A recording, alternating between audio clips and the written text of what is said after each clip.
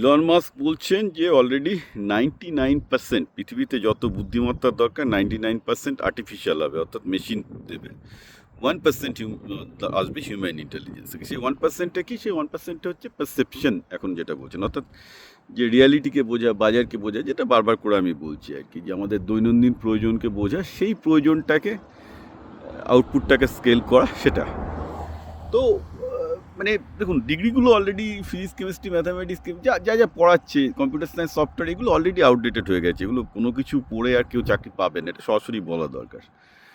কিন্তু তাও পড়বে কেন? কারণ পড়লে ব্রেনের একটু চর্চা হবে, একটু বেসিক কনসেপ্টটা বাড়বে। বিকজ আলটিমেটলি এখনও কিছুদিন, হয়তো আরও কয়েক বছর হয়তো এগুলো থাকবে, তবে 5 বছরের মধ্যে এগুলো হয়তো থাকবে না। 5 বছর কেন, 3 বছরই থাকবে না, যেদিকে গড়াচ্ছে।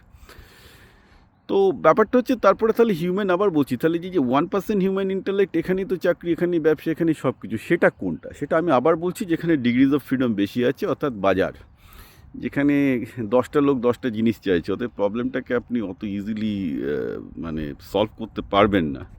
আপনাকে human intuition, human judgement, human wisdom কাজে লাগিয়ে আঁকতে হবে। তো ইটস নট পিওরলি ম্যাথামেটিক্যাল। তো যাই হোক না কেন, আমাকে অনেকে জিজ্ঞাসা করেন এটা পড়বো না ওটা পড়বো, আমি বলবো ভাই এইসব বলে আর লাভ নেই, দোজ ডেড আর ওভার। এখনও সব আর কোনো লাভ নেই। অলরেডি যে ডিগ্রিগুলো বাজারে এক্সিস্ট করছে, everything, consider everything is expired.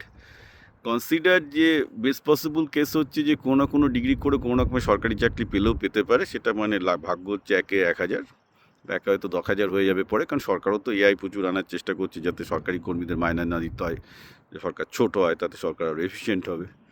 So মানুষের জন্য পড়ে রইল কি হাতে? পেন্সিল হচ্ছে কি ব্যবসা। সেখানে কিন্তু প্রচুর অপরচুনিটি পাচ্ছি, কারণ এআই কাজে লাগিয়ে আজকে একটা এআই ভালো জানা মানে হাতে 10জন এমপ্লয়ি থাকা, মানে 10,000 টাকায় তুমি একজন 10জন সুপার এমপ্লয়ি পাচ্ছ। বা তাকে কাজে লাগিয়ে তুমি কি করতে পারো সেটা দেখো। কারণ this is the most interesting thing, যেখানে কিন্তু যারা যত বেশি কুইকলি অ্যাডাপ্ট করবে ব্যবসাটা, তারা তত বেশি আগে এগিয়ে যাবে।